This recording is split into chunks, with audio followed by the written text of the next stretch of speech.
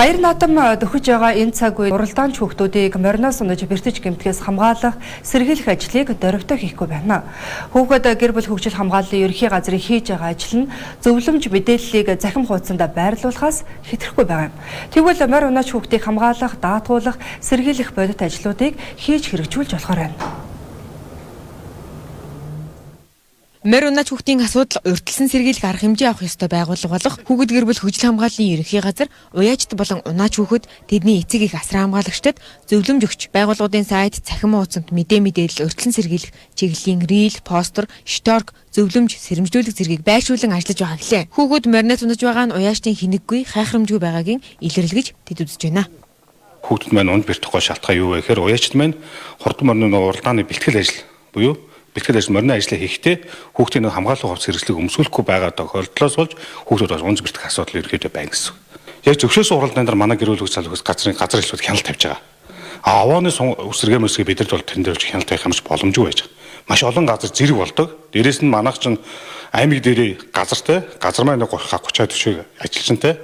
Тэд нар маань очиж бүх газар очиж хяналт тавих юм боломжгүй. Бид нар яадаг вэ гэхээр хамгийн гол нь засаг даргын захим шийдвэртэй улсын бүсийн уралдаан баяр наадмын үед хүүхдийн аюулгүй байдлыг хангах ажлыг зохион байгуулдаг гэсэн. Зөвлөгөөгч пост шторк хийж мэдээлэл өгөх нь буруу гэсэнгүй.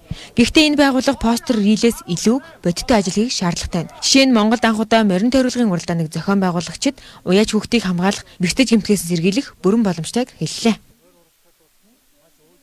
Заавалчгүй хамгаалалт хэлээс гадна эмээлтэй байна гэдэг зүйлийг нэвтрүүлсэн. Тэгээд эмээлтэй байна гэдэг нь өөрөө нөгөө хүүхд унах эрсдлээс бол одоо бараг 50% ингээ хамгаалчихж байгаа.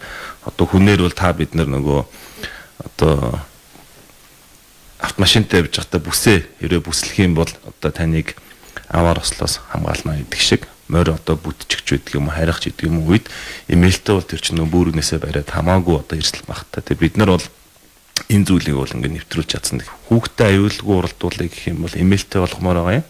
Замаа цэвэрлэхгүй байх юм бол тэр үлдийг бүдэрдэг зам байдаг юм уу? Тэр одоо чулуутай заман дээр бол одоо морь өөрөө эрсдэж чинь. За морь бол одоо амт тийм ч үхэл хөлн угнаас хүүхэд өөр эрсдэдэг. Тэгэхээр илүү асуудлын цөм рүү н орж энэ хүүхдийн төлөө үндэсний төв энэ байгууллагууд ажилламаар байгаа.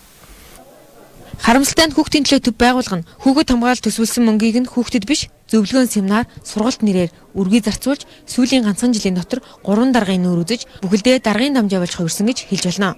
Он гарснаас хойш 14 хүүхэд мориноос унсан ч ямар нэг бэртэл аваагүй гэж энэ байгууллагын бүртгэлд тэмдэглэсэн байна. Харин гэмтэл судлалын үндэсний төвөөс тодруулахад мориноос унсан гэж 5 хүүхэд иржээ. Энтэй зөрүүтэй байгаа нь хүүхдийн төв байгууллага зөвхөн хурдан морины уралдаанд оролцож байхдаа бэртэж гэмтсэн хүүхдийг л бүртгэдэгтэй холбоотой юм. Он гарсаар 2 хүүхэд хурдан морь хөслөн үсрэх үедээ унаж амиа алджээ. Харин энэ 2 хүүхдийн ам Хүүхэд гэр бүл хөгжил хамгааллын ерөнхий газарт төдийлөн хамаатай биш байна.